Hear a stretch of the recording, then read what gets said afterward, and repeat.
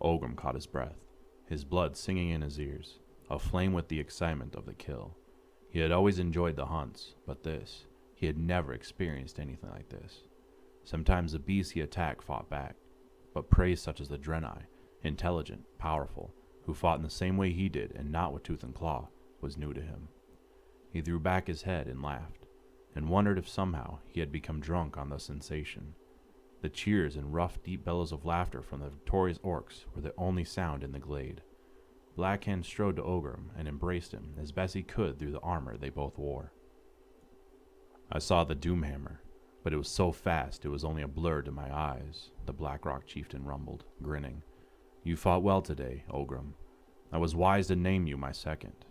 He stooped over the mage that had been Ogrim's last kill and removed his mailed gloves.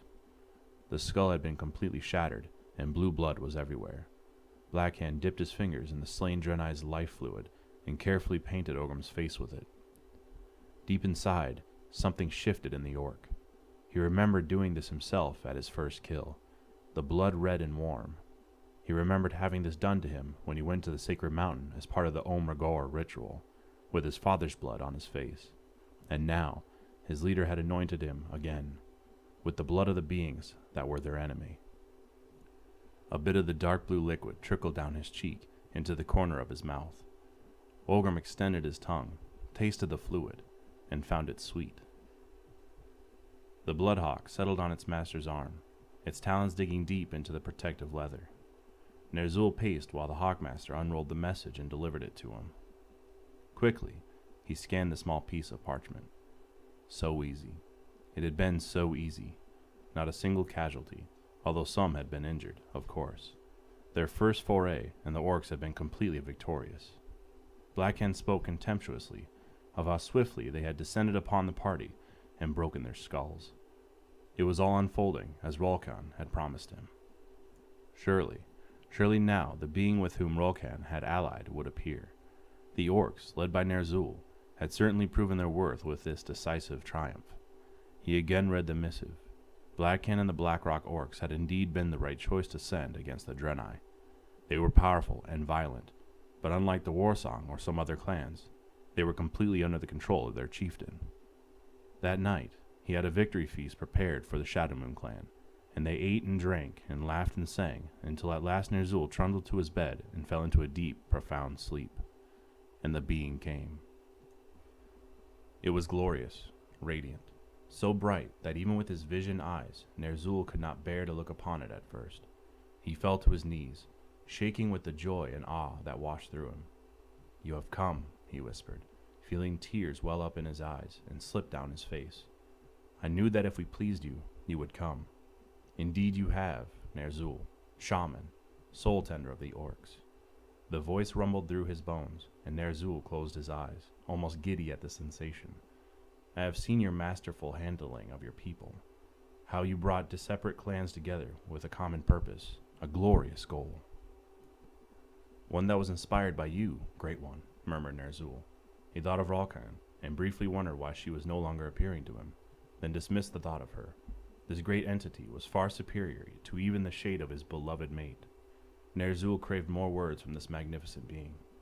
"You came to us and revealed the truth," Ner Zhul continued. "We did what was needed. You did indeed, and I am well pleased with you. Glory and honor and sweet victory will continue to be yours if you do as I say." "Of course I will, but, Great One, this humble petitioner would beg a favor." Ner Zhul risked a glance up at the being. It was enormous, radiant and red, with a powerful torso and legs that ended in cloven hooves and curved back like a Talbuck's or a Draenei's. Ner Zhul blinked. There was silence for a moment, after he voiced his request, and he thought he felt a sudden chill. Then the voice spoke again in his mind and his ears, and it was still smooth and sweet as honey. "Ask, and I will decide if you are worthy." Suddenly, Ner Zhul's mouth was dry and the words would not form. With an effort he spoke. "Great One, do you have a name by which we may call you?" A chuckle rumbled through Ner Zhul's blood. "A simple favor, easily granted. Yes, I have a name. You may call me Kil'jaeden." Chapter 9. It is easy to understand, why so many of my contemporaries prefer to let this history die. Let it sink into oblivion silently, slipping beneath the waters of time until the surface of the lake is once again unruffled, and no one knows of the shame lurking in the depths. I too feel that shame, though I was not alive when this occurred. I see it in Drekthar's face as he recounts his part of the tale in a shaking voice. I saw the weight of it on Ogrim Doomhammer. Grom Hellscream, friend and traitor and friend again, was ravaged by it. But to pretend it did not exist is to forget how dreadful the impact was, to make ourselves into victims, rather than claiming our participation in our own destruction. We chose this path, we orcs. We chose it right up until it was too late to turn back, and having made that choice once, we can, with the knowledge that we have of the end of the dark and shameful road, choose not to take it. So I wish to hear the testimony of those who placed one foot in front of the other on a road that spelled near obliteration of our kind. I want to understand why they took each step, and what had to happen for it to seem logical and good and right. I want to know this, so when I see it unfolding again, I will recognize it. Humans have two sayings that are wise beyond imagining. The first is, those who do not learn from history are condemned to repeat it. And the second is, know your enemy. Velen was deep in meditation when Restlon reluctantly approached him. He sat in the central courtyard of the Temple of Karabor, not on the comfortable benches that flanked the rectangular pool, but on the hard stone. The air was filled with the scent of the flowering bushes of the lush garden, and the water murmured softly as it circulated. Trees, their leaves moving in the wind, added their own quiet sounds. It was a tranquil scene, but Velen's attention was inward. Long had the Draenei and the Naru trusted one another. The luminous beings who so seldom opted to take solid form had been first caretakers of the exiled Eredar, then teachers, and then friends. They had traveled together and beheld many worlds. Each time the Naru, particularly the one that called itself Kayur, had been instrumental in helping the Draenei flee when the Minari uncovered their hiding place, and each time Kil'jaeden and the monstrous creatures who had once been Eredar had come closer to capturing them. Velen grieved every time he and his people had to depart a world to save themselves, knowing that any beings they left behind would be as changed as the Eredar had been. Kil'jaeden, always eager for more to join the legion he was creating for his dark master Sargeras, would overlook no possible recruit. Kayur, as sorrowful as Velen, grieved with him, but it spoke in Velen's mind with the unalterable logic that Kil'jaeden, Archimonde, and Sargeras would have destroyed another world in the same amount of time. All worlds, all beings, all races were horrifically equal in Sargeras' eyes. They all needed to be obliterated in a ghastly festival of carnage and fire. Velen's death at the hands of beings who had once been his dearest friends would save none of the luckless innocents, whereas his life possibly would one day. How, Velen had raged once. How is my life more important, worthier than theirs? The gathering is slow, Kayur had admitted. But it continues. There are other Naru like me, who are reaching out to the younger races. When they are ready, they will all be brought together. Sargeras will eventually fall beneath the will of those who yet believe in what is good and true and harmonious, what is the timeless balance of this universe. Velen had no choice but to either believe this being who had become his friend, or to turn his back on those who had trusted him and be twisted into a Minari. He chose to believe. Now, though, he was confused. The orcs had begun attacking lone hunting parties. There seemed to be no reason for the aggression. None of the shaken guards, to whom Velen had spoken, reported anything out of the ordinary. And yet, 3 hunting parties had been killed down to the last Draenei. Restlon, who had investigated the slaughter, had reported that the bodies were not simply killed, they were butchered. So Velen had come to the temple, created in the earliest years of the Draenei on this world. Here, surrounded by 4 of the 7 Adamar crystals that had sprung into being so very long ago, he could hear the faint voice of his friend in his mind. But as yet, Kayur had no answers for him. There would be no flight for them this time if things went wrong. Kayur was dying, trapped in the very vessel that it had provided when it had crashed into this world 200 years past. Great prophet, said Restalon, his voice soft and weary sounding. There has been another attack. Slowly, Velen opened his ancient eyes and regarded his friend sorrowfully. I know, he said. I felt it. Restlon ran a thick-fingered hand through his black hair. What do we do? Each attack seems more violent than the last. Examination of the inquiries done to the bodies seemed to indicate that they were improving their weapons. Velen sighed deeply and shook his head. The white braids swung gently with the movement. I cannot hear Kayor, he said quietly. At least, not as well as I used to. I fear its time is not much longer. Restalon lowered his gaze, pain evident on his face. The Naru had effectively sacrificed itself for them. All the Draenei knew and understood this. Strange and mysterious as the being was, the Draenei had grown to care for it. It had been trapped and slowly dying for 2 centuries. Somehow, Velen had thought it would take longer than that for the being to die, if it did die, as he understood such things. He rose with purpose, his light-tan robes fluttering behind him. It yet has wisdom to impart to me, but I have not the skill to hear it anymore. I must go to it. Perhaps proximity will help it communicate better. You mean go to the ship? Restalon asked.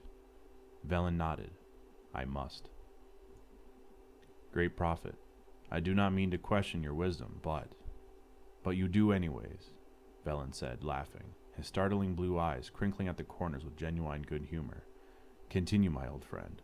Your questioning always has value to me. Restalon sighed. The orcs have adopted the vessel as their sacred mountain, he said. I know this, Velen replied. Then why antagonize them by venturing there? Restalon asked. They would surely see this as an act of aggression at any time, particularly now. You would be giving them reason to continue their attacks against us. Velen nodded. I have thought of this, thought long and hard on it, but perhaps it is time to reveal who we are and what their sacred mountain is. They believe their ancestors dwell there, and they may very well be right. If Kaer does not have much longer, should we not utilize its wisdom and powers while we can? If anyone or anything can broker peace between the orcs and ourselves, this being, greater far than any of us, has that ability. This may be our only hope. Kaer spoke of finding other races, other beings, to join it in its quest for balance and harmony.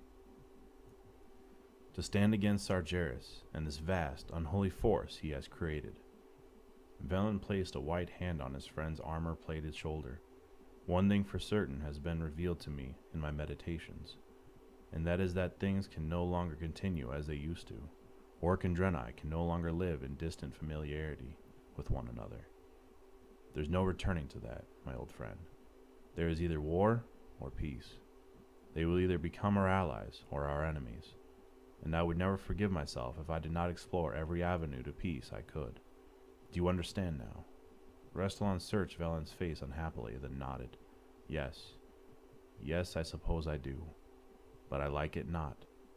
At least let me send you with an armored guard, for I know they will attack before they will listen. Velen shook his head. No, no weapons. Nothing to provoke them. In their hearts, they are honorable beings. I was able to glimpse the souls of the 2 young orcs who stayed with us a few years ago. There was nothing cowardly or evil in there. Only caution and now, for some reason, fear. They attacked hunting parties, not civilians. Yes, Restalon shot back. Parties that were greatly outnumbered. We found blood that was not our own spilled at those sites, Velen reminded him. They took the bodies back for ritual burning, but there was orcish blood enough on the soil. And with our knowledge, a handful of Draenei can easily stand against many orcs. No, I will risk all on this. They will not slay me where I stand if I state my intentions honorably, and I come without the blatant ability to defend myself. I wish I had your confidence, my prophet, said Restalon resigningly, bowing deeply. I will assemble a small escort party then, and they will not be armed. The Great One, Kil'jaeden, began to visit Ner Zhul with more frequency. First it was only in the dream state, as with the ancestors. He would come in the night while Ner Zhul slept deeply, his body heavy with the drug that opened his mind to Kil'jaeden's voice, and whisper his praise and congratulations and plans for further orc victory. Ner Zhul was in ecstasy. Each letter that arrived by Bloodhawk from the various clans was read with eagerness and delight. We came across 2 scouts far from aid," the Shattered Hand clan chieftain wrote. "It was ease itself to dispatch them, outnumbered as they were. The Bleeding Hollow clan is proud to report to the great Ner Zhul that we have obeyed him in all things," said another letter. "We have joined with the Laughing Skull clan, more than doubling the number of armed warriors to send against this devious foe. It is our understanding that the Thunderlord clan seek allies. We will send a courier to them tomorrow." "Yes," smiled Kil'jaeden. "Do you see how they are coming together in a just cause? Before, these clans would be challenging one another if they crossed paths. Now, they are sharing knowledge, sharing resources, working as one to overcome a foe who would see you all destroyed." Ner Zhul nodded, but he felt a sudden pang. It had been glorious to finally behold this beautiful, powerful entity, despite the fact that he looked so much like the hated Draenei. But he had stopped seeing Ralkan. He found he missed her. He wondered why she was no longer seeking him out. Hesitantly, he spoke. "Ralkan." "Ralkan has done her part in bringing you to me, Ner Zhul," soothed Kil'jaeden. "You know she is well and happy. You have seen her. We do not need her as an intermediary any more. Now that I have been convinced of your worthiness to be my voice among your people." And as before, Ner Zhul's heart flooded with joy. But this time, despite the comforting and exciting words of Kil'jaeden, he felt a sad little jerk in his heart as it beat, and still wished he could speak with his mate. Ner Zhul was deep in thought when Gul'dan brought the missive to him. The apprentice bowed and handed his master a piece of parchment, stiff with blue liquid. "What is this?" Ner Zhul asked, taking the parchment. "It was taken off a Draenei approaching from the south," Gul'dan replied. "A party?" "A single courier, no arms, not even a mount. The fool was walking." Gul'dan's lips twisted into a smile, and he chuckled. Ner Zhul looked down at the parchment, realizing now that the blue stains were the courier's blood. What had possessed the idiot, walking alone, unarmed, into the heart of Shadowmoon territory? He unfolded it carefully, trying not to tear it, and quickly began to read. Even as his brown eyes darted over the words, the room was suddenly filled with radiance, and both shaman prostrated themselves. "Read it out loud, great Ner Zhul," came Kil'jaeden's smooth voice. "Share it with me and your loyal apprentice." "Yes, please, my master," said Gul'dan eagerly. As he read it, for the first time since he had spoken with his beloved Ralkan, Ner Zhul tasted doubt. On to Ner Zhul, shaman of the Shadowmoon clan, the prophet Velen of the Draenei sends greetings. "Recently, many of our people have come under attack from the orcs. I do not understand why this is. For generations, your people and mine have lived in peace and tolerance, a state that has benefited us both. We have never lifted a weapon toward an orc, and indeed, once we were instrumental in saving the lives of 2 young orcs who unwittingly placed themselves in danger." "Ah," Gul'dan interrupted, "I remember. Durotan, who is currently the Frostwolf chieftain, and Ogrim Doomhammer." Ner Zhul nodded absently, his thoughts distracted for a moment, then resumed reading. "We can only assume there is a terrible misunderstanding, and wish to speak with you so that no more lives, orc or Draenei, are lost in such a tragic fashion. It is my understanding that the mountain you call Ashugan is sacred to your people, that this is where the wise spirits of your ancestors dwell. While this place has long had deep meaning for the Draenei as well, we have always respected your decision to claim it as your holy site. However, the time has come for us to recognize that there is far more that we share than that divides us. I am called the prophet among my people, because at times I am granted wisdom and insight. I seek to lead well and peacefully, as I am sure you and the leaders of the various clans do your own people. Let us meet peaceably at the place that holds so much meaning for both our races. On the 3rd day of the 5th month, I and a small party will be moving in pilgrimage to enter the heart of the mountain. No one in the group will bear arms. I invite you and any others who feel so moved to join me. As we enter the deep place of magic and power, I ask the wisdom of beings much wiser than we, how we can heal this rift between us. In light and blessings, I bid you peace." Gul'dan was the first to speak, or, more accurately, to laugh. "Such arrogance. My lord, great Kil'jaeden, this is an opportunity not to be missed. Their leader comes like a cleft-hoofed calf to the slaughter, unarmed and stupidly thinking that we know nothing of his evil intentions. And he thinks to violate Ashugan.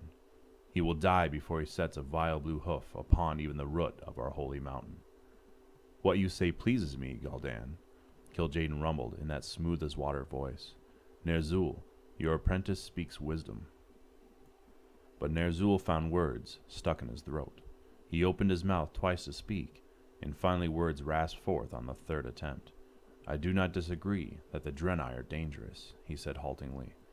But we are not Gron, to kill unarmed foes. The courier was slain, Gul'dan pointed out. He was unarmed, and even unmounted. And I regret that, Ner Zhul snapped. He should have been taken into custody and brought to me at once, not killed. Kil'jaeden said nothing. The scarlet radiance bathed Ner Zhul as he continued, groping his way to a solution. He will not be permitted to defile our sacred place, the shaman continued. Have no worries about that, Gul'dan, but I will not have him killed without having the chance to speak to him. Who knows but that we might learn something? Yes, said Kil'jaeden, his voice rich and warm. When one is in pain, one will reveal all he knows. The word startled Ner Zhul, but he did not reveal his surprise. This magnificent being wanted him to torture Velen. Something inside him was excited at the prospect. But something else inside him recoiled. Not yet. He would not do such a thing. We will be waiting for him, he assured both his great lord and his apprentice. He will not escape. Lord, said Gul'dan slowly, a suggestion, if I may. What is it? The closest clan to the mountain is the Frostwolf clan, Gul'dan pointed out. Let us have them take Velen and his party and bring them to us. Their leader once tasted Draenei hospitality, and although he has not hindered our efforts, I do not recall hearing that he has led any attacks against the Draenei. We shall kill two birds with one stone. Take the Draenei leader captive, and make Durotan of the Frostwolves prove his loyalty to our cause. Ner Zhul felt two pairs of eyes boring into his, die small, dark ones of his apprentice, and the glowing orbs of his master Kil'jaeden. What Gul'dan had suggested sounded like wisdom. Then why was Ner Zhul so reluctant to agree? The heartbeats ticked away, and perspiration sprouted on Ner Zhul's low brow.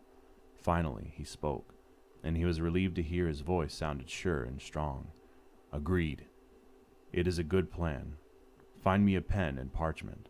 I shall notify Durotan as to his duty. Chapter 10. I have never been so proud of my father as when Drek'Thar told me of this incident. I have good cause to know how hard it is to make the right decisions at times. He had much to lose and nothing to gain by making the choices he did. No, that is not right. He retained his honor, and there can be no price high enough to sacrifice that. The letter brooked no disagreement. Durotan stared at it, and then with a deep sigh, passed it to his mate. Draka read it quickly, her eyes darting over the words, and growled soft and low in her throat. Ner Zhul is cowardly to lay this at your feet, she said softly, so as not to be overheard by the courier who waited outside. The request comes to him, not you. I have promised to obey, Durotan said, his voice equally soft. Ner Zhul speaks for the ancestors. Draka cocked her head thoughtfully. A stray beam of sunlight penetrating the tent from a gap in the scams caught her face, throwing her strong jaw and high cheekbones into sharp relief. Durotan's breath caught in his throat as he looked at his beloved. For all the chaos, madness even, that seemed to have suddenly descended upon himself and his people, he was grateful for her. He touched her brown face lightly with a sharp-clawed finger, and she smiled briefly. My mate, I do not know that I trust Ner Zhul, she said, her voice barely above a whisper. He nodded. But we both trust Drek'Thar, and he has confirmed what Ner Zhul has said. The Draenei have been plotting against us. Ner Zhul says that Velen has even insisted on entering Ashugan. Again, the chieftain of the Frostwolf clan regarded the letter. I am pleased that Ner Zhul has not asked me to slay Velen. Perhaps, once we have him in our power, we can convince him to change his ways. Have him explain why they are so bent on harming us. Perhaps we can negotiate a peace." The thought seized his heart and squeezed it hard. As glorious as his life was with Draka, as proud as he was of his clan, how much happier would he be simply doing as his father had done, hunting the beasts of the woods and fields, dancing in the moonlight at the Koshark festivals, listening to the old tales and basking in the loving warmth of the ancestors. He had not said anything to Draka, but he was secretly glad that they had not yet conceived a child. This was not a time that was easy on the young orcs. Their childhood had been stolen from them. Adult duties had been placed on shoulders still not quite broad enough to bear them. If Draka were to bear a child, Durotan would not hesitate to have his son or daughter trained as the other children were. He would ask nothing of the other parents that he would not do himself. But he was glad that he was not faced with that decision quite yet. Draka watched him with intense, narrow eyes. It was as if she could read his thoughts. "You have met Velen before," she said. "I watched you try to reconcile your memories of that encounter with the news that they were trying to destroy us all. It was not easy for you." "Nor is it now," he replied. "Perhaps it is just as well that I am assigned this task. Velen will remember that night, of that I am certain. He may be willing to treat with me, whereas he might not be so willing to treat with Ner Zhul. I wish I had seen the letter he had sent." Draka sighed and got to her feet. "I think that would have been most enlightening," she said. Durotan emulated her. "I will tell the courier that his master may rest content. I will not shirk my duty." He felt her worried gaze boring into his back as he left. Velen held the violet crystal close to his heart. The red and yellow ones rested at his side as he sat in meditation, casting a soft glow upon his alabaster skin. The 4 others were placed elsewhere in Draenei territory, their great powers serving his people as needed. But the violet one never left him. Its powers opened the mind and spirit. In a way, it was almost like being in direct communication with the Naru. Velen always felt stronger, cleaner, his soul honed to a keen edge when he meditated with the violet crystal. Although each of the 7 crystals was precious and powerful, this was the one he treasured the most.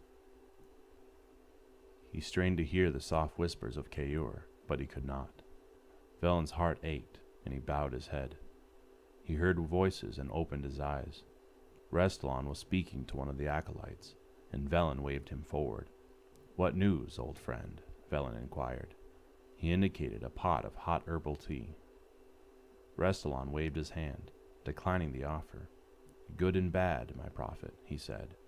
"I deeply regret to inform you that the courier you sent to the shaman leader Ner Zhul was killed by a group of orcs." Velen closed his eyes. The violet crystal grew warmer for a moment, as if trying to offer comfort.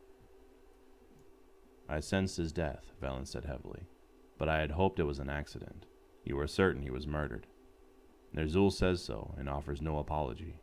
Restalon's voice conveyed his anger and affront at the incident. He was kneeling beside Velen, next to the red crystal.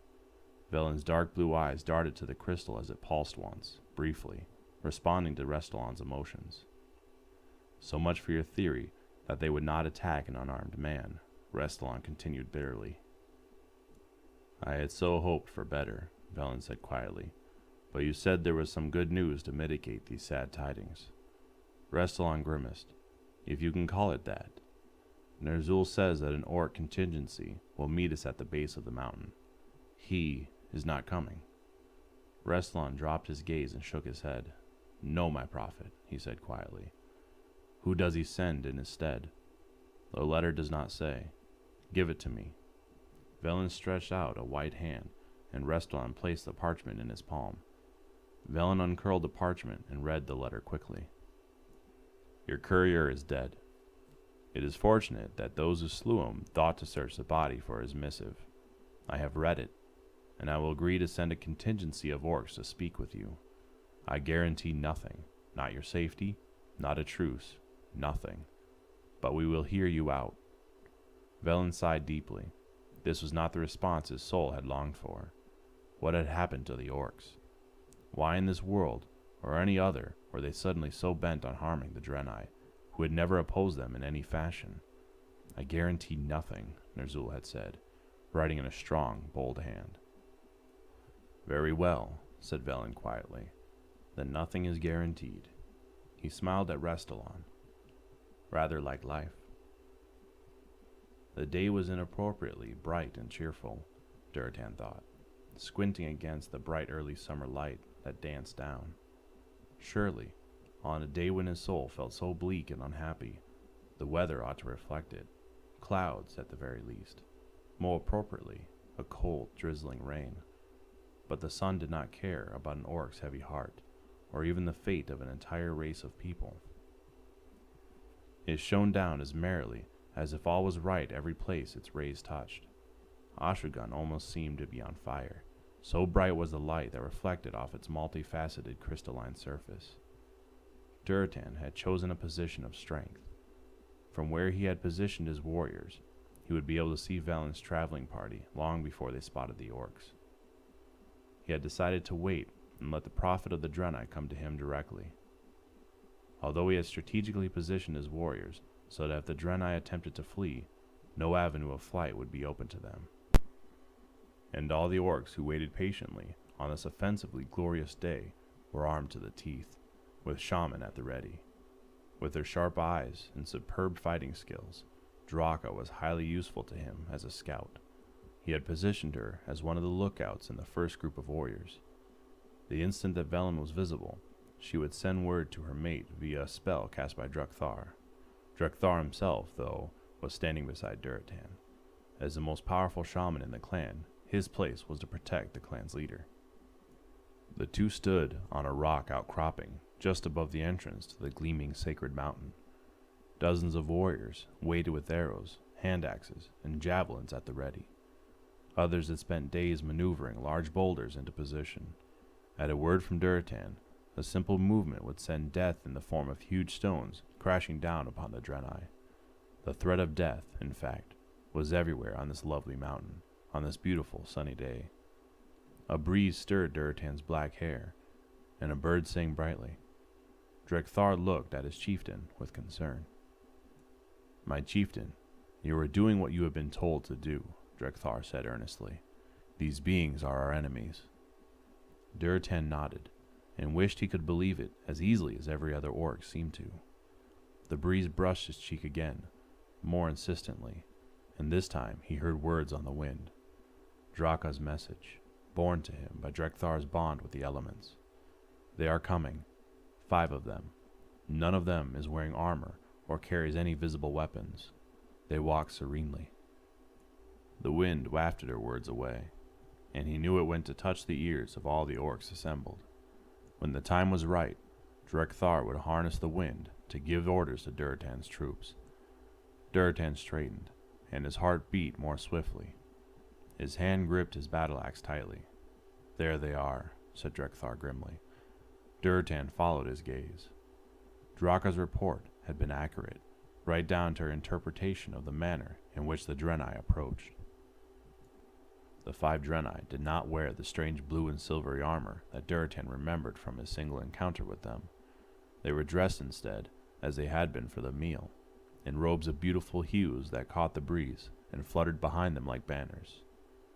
Walking at the very front of the little group was Prophet Velen himself. He was unmistakable. His simple tan robes contrasted with those of his entourage, and of course, his strange white skin was unique. Durotan grinned a little despite the direness of the situation. The Draenei were so garishly clad that only a blind orc would have failed to spot them from a great distance. The smile faded at what that had to represent. They wanted to be spotted immediately. They wanted the orcs to be confident that they carried no weapons and were on what Mother Kashur would have called a pilgrimage. Or was it all just an elaborate trick? Shaman needed no spears to destroy. Neither did the Draenei. Durotan remembered the magical nets that scarred and blackened flesh on contact. Nets of energy, alien to the orcs, that had to come from nowhere. No, even unarmed, the Draenei were far from harmless. He had briefed his warriors and knew they would obey. They understood they were not to fire a warning shot, not to utter even an insult, without Durotan's express command. But they knew how the Draenei fought, and would not be taken unawares. Durotan could smell the tension emanating from those warriors closest to him. He wondered if the Draenei could too. Durotan watched as the groups he had set farthest away came out of hiding to close the ranks behind the Draenei. They were far enough back so that Durotan hoped the Draenei would not notice. If they did, they gave no sign, but merely continued with that steady, confident, serene pace. Durotan and Drekthar made no attempt to disguise themselves. After several long minutes, Velen lifted his head and looked up, right into Durotan's eyes. Durotan did not break the gaze, but stood waiting for his enemies to continue their approach. They reached the base of the mountain, but before they could continue farther, dozens of orcs moved purposefully out of hiding to surround them. Velen did not look in the least bit surprised. He glanced around, smiling a little, and then returned his gaze to Durotan. Slowly, Durotan descended until he stood face to face with the Draenei prophet. "Long has it been since you and I last stood so, Velen," Durotan said in a calm voice. He deliberately did not use the Draenei's title. "Long indeed, Durotan, son of Garad, chieftain of the Frostwolf clan," Velen said in that rich, smooth voice that Durotan remembered. "Are you friends with Ogrim still?" "Indeed I am," Durotan replied. "He carries the Doomhammer now, and is second in his own clan." Sorrow flitted across the pale face, a sorrow that was deep and unquestionably genuine. Again, Durotan remembered that night so long ago, when this being had sat with them and talked of orcish ways, of the Doomhammer, and the cost at which Ogrim would buy it. "I hope his father and yours passed away with great honor," Velen said. "We are not here today to speak of the past," Durotan said, more forcefully than he intended. He did not like to remember that night. "We are here because you have informed us that you dare trespass on our most sacred place." There it is, then, he thought. Let us not mince words. Velen held Durotan's gaze and nodded. "I had sent a missive to Ner Zhul, not to you, Durotan. He has declined to meet with me. I wonder, did he share this missive with you?" "There is no need for me to read it," Durotan replied. "I was asked to come in his stead, and I have done so." Durotan saw the broad shoulders slump a little. Velen sighed deeply. "I see," he said. "He may not have told you why I wished to come today." "I do not need to know your purpose, Draenei," Durotan said. "But you do, or this conversation will be for nothing." The voice was clear and crisp, and there was nothing old or frail about it, despite Velen's obviously ancient age. Durotan raised an eyebrow. That Velen was a wise elder was immediately apparent, but now, for the first time, Durotan caught a glimpse of the sheer strength of will that had buoyed Velen for countless years. "This mountain is sacred to your people. We know this, and we have respected it, but it is also sacred to us." Velen took a step forward, his gaze locked on Durotan's. The orc warriors around him shifted, murmured, but otherwise did not move. "Deep inside the mountain is a being that has long cared for the Draenei people," Velen continued. "It is older by far than anything either of our minds can grasp, and more powerful, but even old and powerful things can die, and it is dying now. There is wisdom and grace and reconciliation we can have from it. Your people and mine. We. Blasphemer!" Durotan startled. The bitter cry had sprung from the throat, not of some short-tempered warrior in the crowd, but from the orc who stood beside him. Drekthar's eyes were wide, and his body trembled with outrage. The veins stood out on his neck, and he shook his fist at Velen. Durotan was so shocked by the outburst that he did not silence it as quickly as he should have, and Drekthar continued. "Ashugan belongs to us. It is the home of the beloved dead, cradler of their spirits, and your hideous cloven feet are not fit to take one step up in its blessed sides." Velen, too, seemed surprised at the outburst. He turned his attention to the shaman and stretched out a hand imploringly. Your spirits are housed within these walls, it is true, and I would never say it was not so, Velen cried. But they are drawn there because of this being. It seeks to. It was exactly the wrong thing to say. Drekthar bellowed in outrage. Other cries went up, and before Durotan realized quite what was happening, he saw his warriors surge forward. Draka moved toward them, trying to stop the attack, but she might as well have been trying to hold back the incoming tide. Durotan spun and struck Drekthar hard across the face. The shaman whirled, snarling. "Protect them," Durotan cried. "You will obey my orders, and we must take them alive. Protect them, curse you!" Drekthar's eyes flashed in fury, but only for an instant. He lifted his hands and closed his eyes, and suddenly a huge circle of flames sprang up around the 5 Draenei. A wind sprang up, whipping the fire even higher and physically buffeting the orcs.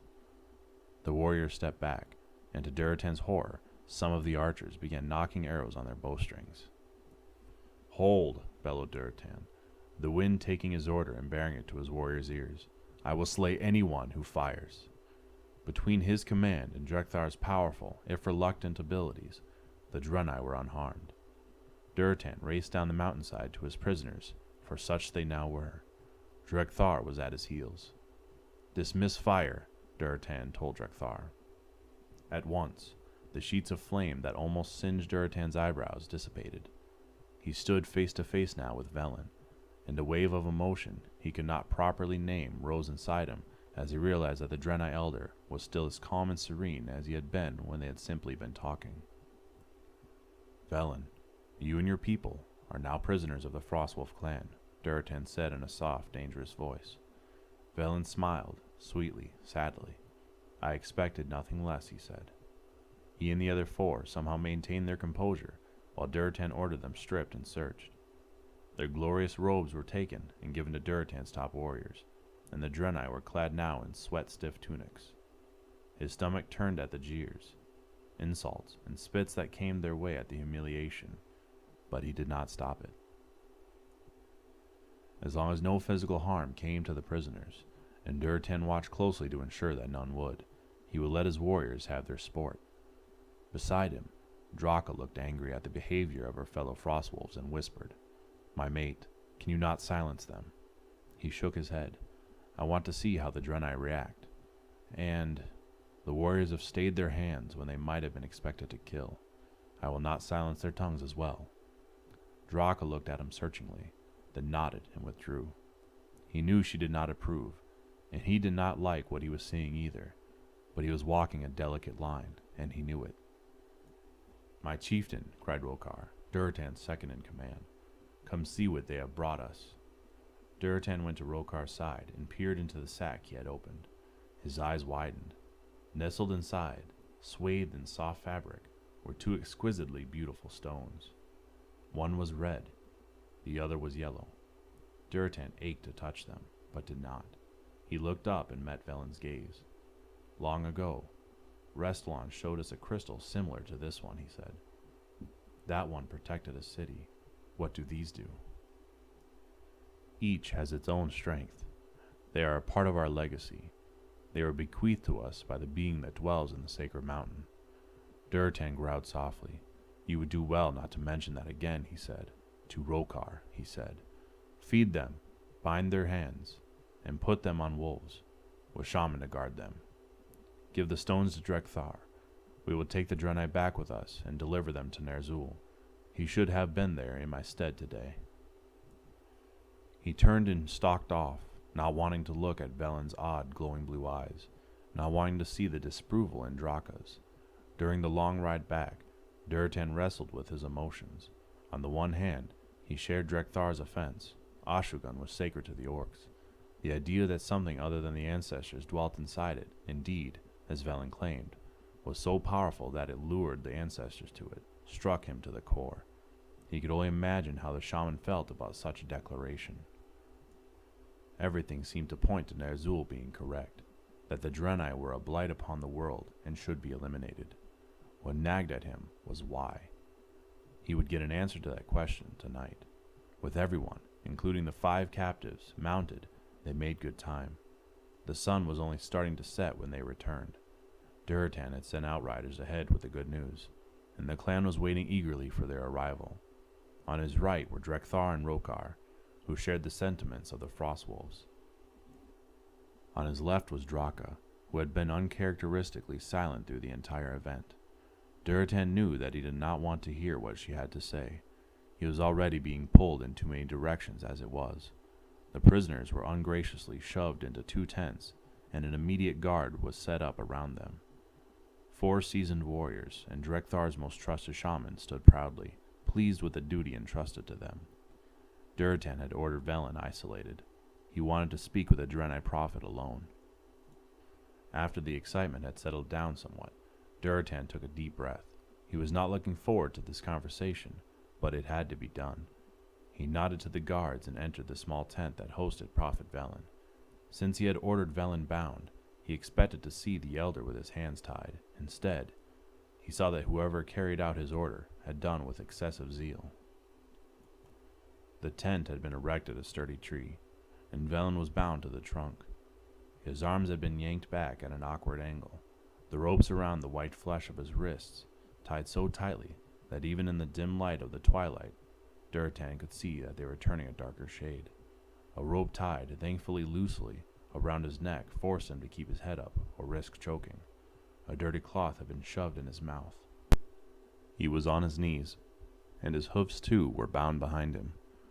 Durotan uttered a deep oath and drew a dagger. Velen gazed at him, with no sign of fear in those deep blue eyes.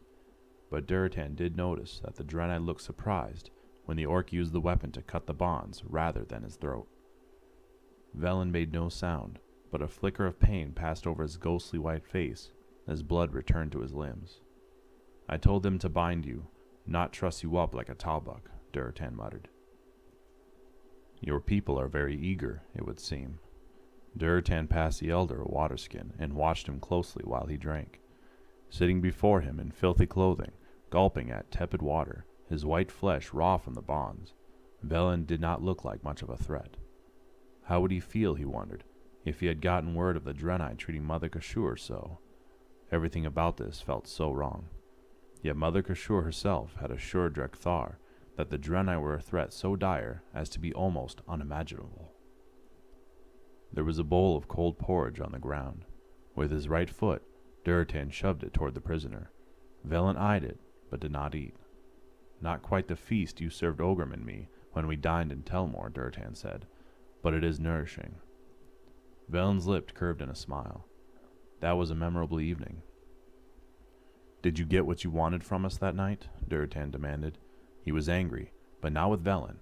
He was angry that it had come to this, and the one who had showed him nothing but courtesy was now his captive. "And so we took it out on the prophet. I do not understand. We merely wished to be good hosts to 2 adventuresome boys." Durotan got to his feet and kicked over the bowl. Congealed porridge oozed onto the earth. "Do you expect me to believe this?" Velen did not rise to the bait.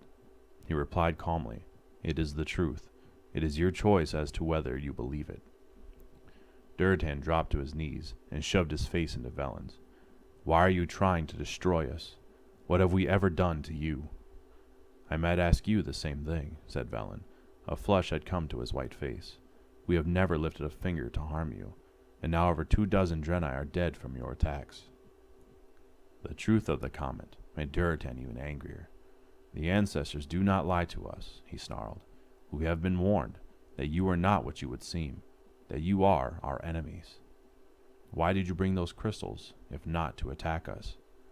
"We thought it might help us better communicate with the being in the mountain," Velen spoke quickly, as if trying to get the words out before Durotan could silence him. "It is not an enemy to the orcs, nor are we. Durotan, you are intelligent and wise. I saw this in you that night so long ago. You are not one to blindly follow like an animal to slaughter. I know not why your leaders lie to you, but they do. We have ever sought to interact peaceably with you. You are better than this, son of Garad. You are not like the others." Durotan's dark brown eyes narrowed. "You are wrong, Draenei," he spat. "I am proud to be an orc. I embrace my heritage." Velen looked exasperated. "You misunderstand.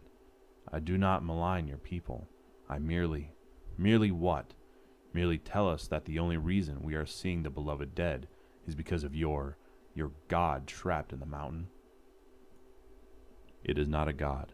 It is an ally, and would be to your people as well, if you would permit it to be.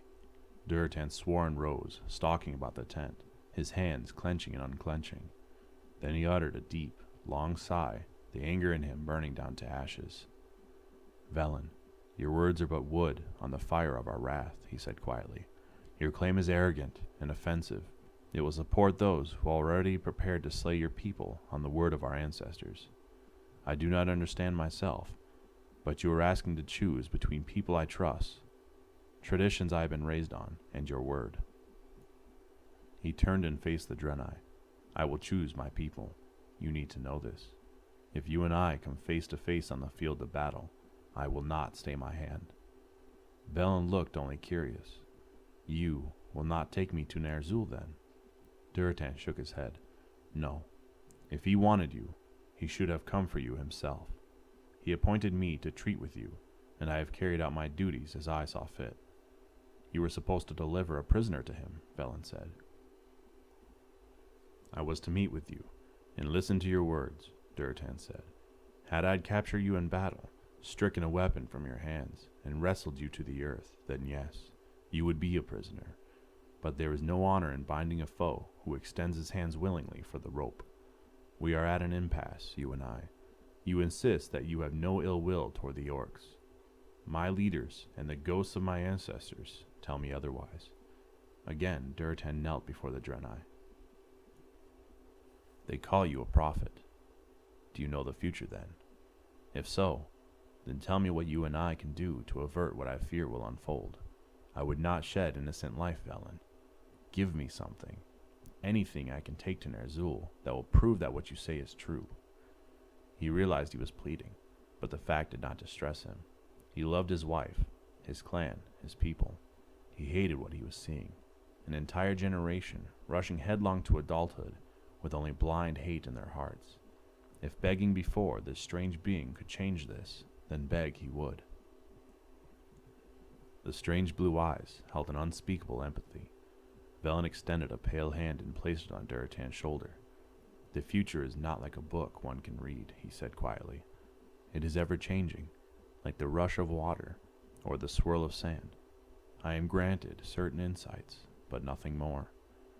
I felt very strongly that I needed to come unarmed, and behold, I am greeted not by the orc's greatest shaman, but by the one who has slept safely under my roof.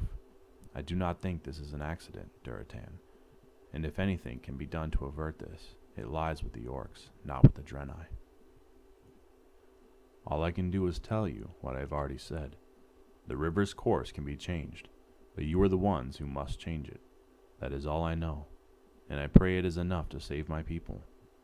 The look on his ancient, oddly cracked face and the tone of his voice told Durotan what his words did not, that Velen did not, indeed, think it would be enough to save his people. Durotan closed his eyes for a moment, then stepped back. We will keep the stones, he said. Whatever power they have, the shaman will learn how to harness. Velen nodded sadly. Such I assumed, he said, but I had to bring them. I had to trust that we could find a way past all of this. Why was it, Durotan wondered, that he felt closer at this moment to one he had been told was an enemy than to the spiritual leader of his own people? Draka might know. She had known all along. She said nothing, understanding with a wisdom he could not comprehend, that he had to come to this moment on his own. But he would speak to her tonight, alone in the tent. Get up, he said, speaking roughly to hide his emotions. You and your companions may leave safely. He grinned suddenly. As safely as you might in the darkness, with no weapons. If you come to your deaths this night, when you are past our territory, it will not be on my head. That would be convenient for you, agreed Velen, getting to his feet. But somehow, I think it is not what you want. Durotan did not reply. He marched out of the tent and told the waiting guards. Velen and his 4 companions are to be safely escorted to the borders of our lands. Then, they will be released to return to their city. No harm is to befall them, is that clear? The guard looked as if he was about to protest, but another, wiser warrior shot him a fierce glance. Very clear, my chieftain, the first guard murmured. As they went to fetch the other Draenei, Drekthar hurried up to Durotan. Durotan, what are you doing? Ner Zhul expects prisoners. Ner Zhul can take his prisoners himself, Durotan snarled. I was in command, and this is my decision. Do you question it? Drekthar looked around and walked Durotan away from prying ears. I do, he hissed. He heard what he said. He claims the ancestors are like moths to a torch around this god of his. The arrogance. Ner Zhul is right. They must be eliminated. We have been told so. If it is to be, then it will be, said Durotan. But not this night, Drekthar. Not this night. As he and his companions walked slowly over the dew-drenched grasses of Dye Meadows, past the towering black silhouettes of the trees of the Terakar forest, toward the nearest city, Valen's heart was heavy. 2 of the Atomalt crystals were now in the possession of the orcs. He had no doubt but that of Durotan's words were correct, and that their shaman would shortly unlock their secrets, but they had missed one. They had missed it because it did not wish to be found, and when it came to the crystals, light obeyed its wishes and bent itself so that the violet crystals remained hidden from the view of the searching orcs. He held it close to his heart now, feeling its warmth seep into his ancient flesh. He had gambled and failed, not completely. That he and his friends were alive and walking toward safety was testimony to that. But he had hoped the orcs would listen, that they would at least accompany him to the heart of their own sacred mountain, and behold something that did not negate their faith, not in the slightest, but had in fact given birth to it. The outlook was grim. As he had walked into the camp, he had observed what was happening. Younglings were being trained so hard they were dropping from exhaustion. Forges were going, even so, late at night. For all that he was walking freely now, Velen knew that the incidents of today had done nothing to avert what would come. The orcs, even the ones led by the insightful, slow-to-anger Durotan, were not just preparing for the possibility of war, they were convinced of the certainty of it. When the sun showed her yellow head tomorrow morning, she would look upon the inevitable. The crystal he held so close to his heart pulsed, sensing his thoughts. Velen turned to his companions and looked upon them sorrowfully. The orcs will not be dissuaded from this path, he said, and therefore, if we are to survive, we too must walk the path to war. Far in the distance, broken, dying, resting as peacefully as possible below the waters of the sacred pool, the being known as Kaor uttered a deep, agonizing cry. Velen startled, recognizing the voice, and bowed his head. The Frostwolf orcs gasped at the sound and turned to regard the perfect triangle of Ashugan. The ancestors are angry with us, a young shaman cried, angry for letting Velen go. Durotan shook his head. He ought to rebuke the youngster, and on the morrow, if such words were uttered again, he would. But now, his heart was full of sorrow. It was not a cry of anger that came from the sacred mountain. It was the wrenching sound of an ultimate grief. And he shuddered inside as he wondered why the ancestors mourned so very, very deeply. Chapter 11. Ner Zhul, Gul'dan, 2 of the darkest names ever to sully the history of my people. And yet, Drekthar tells me that once Ner Zhul was admired, even beloved, and truly cared for the people whose spiritual leader he was. It is hard to reconcile those words with what Ner Zhul has become, but I try. I try because I want to understand, and yet, try as I might, I do not. What? Ner Zhul's shriek of outrage made his apprentice Gul'dan wince. Durotan did not bat an eye. I released the prophet Velen, the chieftain of the Frostwolf clan said calmly. Your orders were to take him and the others prisoner. Ner Zhul's voice climbed with each word. It had been so plain, so easy. What had Durotan been thinking? To toss away this opportunity like bones when the meat had been devoured. How much information could they have extracted from Velen? What kind of bargaining power over the Draenei would he have bought them? But that thought was dwarfed by the overwhelming horror of how Kil'jaeden would react. What would he do when he learned that Velen had not been captured? The beautiful being had been seemingly well pleased at the prospect when Ner Zhul told him of the plan. Flushed with pride at his cleverness, thinking victory already assured. Ner Zhul had even dared to offer Velen to Kil'jaeden as a sort of present. Now what would happen? The realization that he felt fear rather than chagrin at bringing disappointing news was not lost on the shaman. You put me in charge of the capture, and capture them I did, Durotan replied. But there is no honor in a prisoner taken willingly. You want us to be strong as a people, rather than as individual clans. But we cannot do that without a code that is inviolable. That is... Durotan continued speaking in his gruff, deep voice, but Ner Zhul was no longer listening. At that instant, that frozen space and time, Ner Zhul had a sudden realization that Kil'jaeden might not be the benevolent spirit he presented himself as. Durotan, lost in his own voice, speaking words to explain his decision, did not notice the shaman's shift in attention. But Ner Zhul felt Gul'dan's gaze upon him, and another fear welled up inside him that Gul'dan was bearing witness to his master's first hints of doubt. What was the right thing to do? How can I best serve? Why is Rolkan no longer coming to me? He blinked and came back to himself when he realized that Durotan had ceased speaking. The large chieftain was regarding Ner Zhul intently, waiting for the shaman to speak. How best to handle this? Durotan was well regarded among the clans. If Ner Zhul punished Durotan for his decision, there would be many who would respond with sympathy to the Frostwolf clan.